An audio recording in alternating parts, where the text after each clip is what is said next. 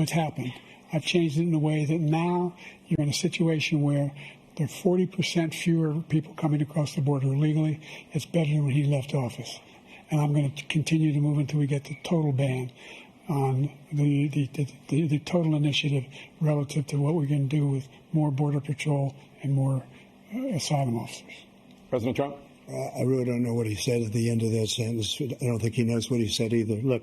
Making sure that we continue to strengthen our healthcare system, making sure that we're able to make every single solitary person eligible for what I've been able to do with the COVID, with dealing with everything we have to do with, look, if we finally beat Medicare. Thank you, President Biden. President Trump? Political elites and the American people. It'd be nice to see what the voters say. But I can tell you it started minutes in. It started with the first couple of answers, and it has continued throughout the night from a, oh, my God, oh, my God, oh, my God, to what do we do about this? And it involves very senior people in the Democratic Party, including elected officials, saying we have a problem. And just to co-sign what John is saying, I mean, the panic that I am hearing from Democrats is not like anything that I have heard in this campaign so far. How close the police are to him. Almost every police group in the nation from every state is supporting Donald J. Trump. Almost every police group. And what he's done to the black population is horrible, including the fact that for 10 years he called them super predators. We can't, in the 1990s, we can't forget that. Super predators was his name. And he called it to them for 10, and they've taken great offense at it. And now they see it happening. But when they see what I did for criminal justice reform and for the historically black colleges and universities, where I funded them and got them all funded, and the opportunity zones with Tim, as you know, Tim Scott was incredible. He did a great job, great senator from South Carolina. He came to me with the idea, and it was a great idea. It's one of the most successful economic development acts ever in the country, opportunity zones. And the biggest beneficiary are blacks. And that's why we have the best numbers with them in maybe ever. They're saying ever. I read this morning where ever, the best numbers. He's lost much of the black population because he's done a horrible job for black people. He's also done a horrible job for Hispanics. But wait till you see these millions of people pouring into our country, and they're going to take the jobs, and it's already started, and you haven't seen anything yet. It's a disaster. Or a portion of them will become the predators 15 years from now. And Madam President, we have predators on our streets that society has, in fact, in part because of its neglect, created. Again, it does not mean because we created them that we somehow forgive them or do not take them out of society to protect my family and yours from them. As the youngest member of the Senate, the one, therefore, who may expect the longest career there, I wonder if you'd say to us, since it's clear that you're not corrupt and you got elected, why should people think that the system produces corrupt results when there you are? Well, I'm not sure you should assume I'm not corrupt, but thank you for that, though. The system does produce corruption, and I think implicit in the system is corruption, when in fact, whether or not you can run for public office, and it costs a great deal of money to run for the United States Senate, even from a small state like Delaware, you have to go to those people who have money, and they always want something. Her son being hired right out of law school by a big company here in Delaware that is in the credit card business, MBNA. He got about $100,000 a year, as I recall. You received $214,000 in campaign contributions from the company and from its employees. Your son was working for the company at the same time. In retrospect, wasn't it inappropriate for someone like you in the middle of all this to have your son collecting money from this big credit card company while you were on the floor protecting its interest? Welcome to the Crypto Teacher. And you know I come back with that video just to make you think. Don't forget to like and subscribe to the channel. And make sure you're joining the Patrons. If you're not a part of the Patrons, make sure you're hitting the Cash App. And guys, make sure you're joining the new TikTok. It's going to be all about technology, and therefore you can pass it down to your kids, because we definitely need to re-educate. But we have Biden and Trump put on a show. Guys, this is textbook Hegelian dialectic, and Biden definitely put on a great acting role, because I don't care what channel you switch to, they're all saying he did a horrible job. It is rare that all these channels agree, and then on top of it, Look at all the time that he had to prepare. And all you got was mumble rap. And this was the earliest presidential debate that we've ever had. So this was definitely part of the plan. And this allows the sheep to play the divide and conquer. We had Trump standing tall, but don't forget, guys, his sentence is July the 11th. But Trump brought up something very important. He stated if Biden stays on the course, China would own America. Remember, guys, this is all about the fourth industrial revolution, where the robots, algorithms, and drones take the economy over, pay each other with crypto, and the sheep go inside the metaverse. So do not fall for the divide and conquer. Get your popcorn, sit back, and let it play out. And remember, the crypto teacher told you, because he knows when it comes to the NWO, it's all planned out. You have a wonderful day. To finish up, we now have the largest deficit in the history of our country under this guy. We have the largest deficit with China. He gets paid by China. He's a Manchurian candidate. He gets money from China.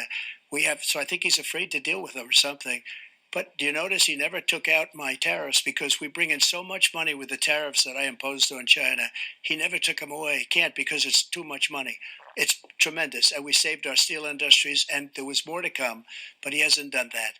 But he hasn't cut the tariffs because he can't, because it's too much money. But he's got the largest deficit in the history of our country, and he's got the worst situation with China. China's going to own us if you keep allowing them to do what they're doing to us as a country. They are killing us as a country, Joe, and you can't let that happen. You're destroying our country. Going to a different economy, and we're going to be learning more about that as we go. But clearly, we're learning that things can be done from remote locations. We're learning that technology can replace people even more than we thought. We're not going back to the same economy. We're recovering, but to a different economy, and it'll be one that is more leveraged to technology. And I worry that that is going to make it even more difficult than it was for many workers. In Silicon Valley, and my friends who work in technology know that what we did to the manufacturing workers, we are now going to do to the retail workers, the call center workers, the fast food workers, the truck drivers, and then even bookkeepers, accountants, insurance agents, lawyers, and on through the economy. So what happened to the manufacturing workers is a very clear sign. And so we'll import Chinese-based CBDC technology. So it's going to be CBDC in a box provided to you by the People's Bank of China. But every stock, every bond, every currency, every commodity, every piece of art, every private business, every piece of real estate will eventually be a token on a blockchain, an entry on a ledger, permanent and immutable. We will have truth instead of trust, and we will save over $7 trillion a year. 6 to 8% of global GDP is wasted by the friction of the trust industry that's necessary when you have dual entry accounting. With triple entry accounting, which is what a blockchain is, we get rid of all of that friction. It's a beautiful future.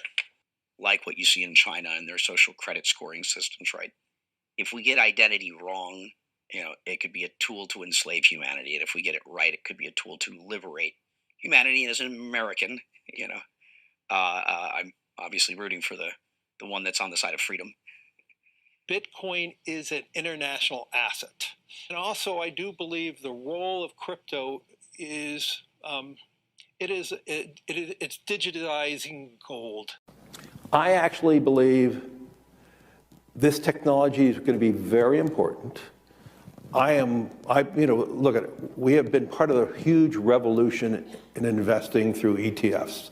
We believe that ETFs will be changing the whole way we invest. Many people still use it as a means, people are investing it for indexing. No, the majority of people who are putting money in ETFs are active investors that are buying exposure. The entire bond market is being transformed as we talk right now. I believe the next generation for markets, the next generation for securities will be tokenization of securities. And if we could have that distributed ledger that we know every beneficial owner, every beneficial seller, we all have our code of who's buying, who's selling, instantaneous settlement. And think about it, it changes the whole ecosystem. Chinese bank ICBC has been hit by a ransomware attack, and the U.S. Treasury market, as a result of that, has been disrupted. This, according to the Financial Times. We're getting at more right now with Bloomberg's Shonali Bassick. Shonali, what do we know? Listen, we have the Financial Times now reporting that ICBC, one of China's largest banks here, was hit with a ransomware attack.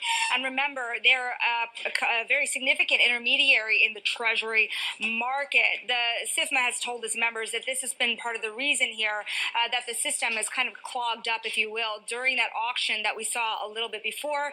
The attack had prevented ICBC, according to the Financial Times, from settling Treasury trades on behalf of other market participants.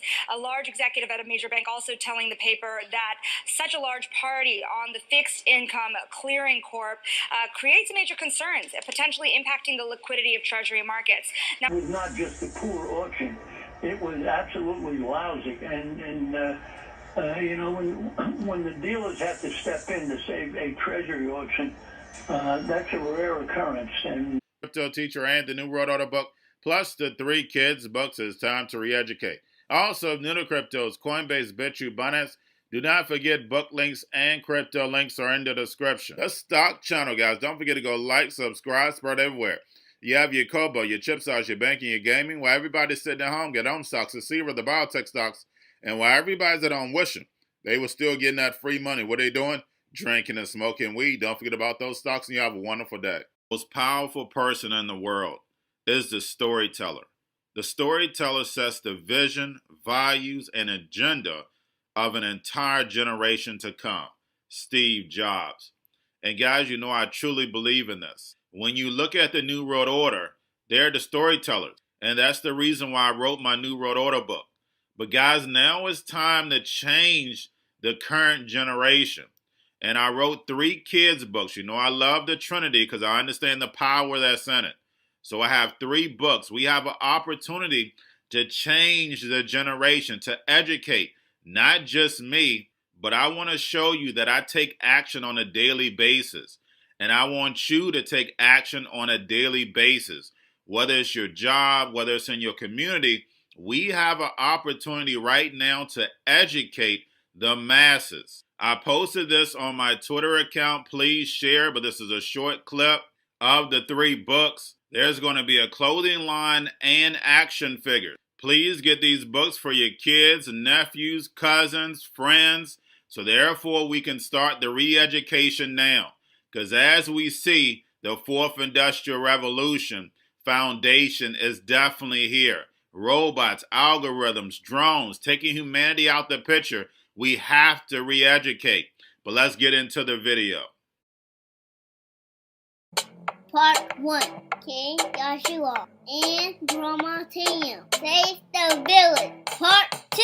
King Joshua and Grandma Tam save New York from COVID-33. Part 3. King Joshua and Grandma Tam goes to China.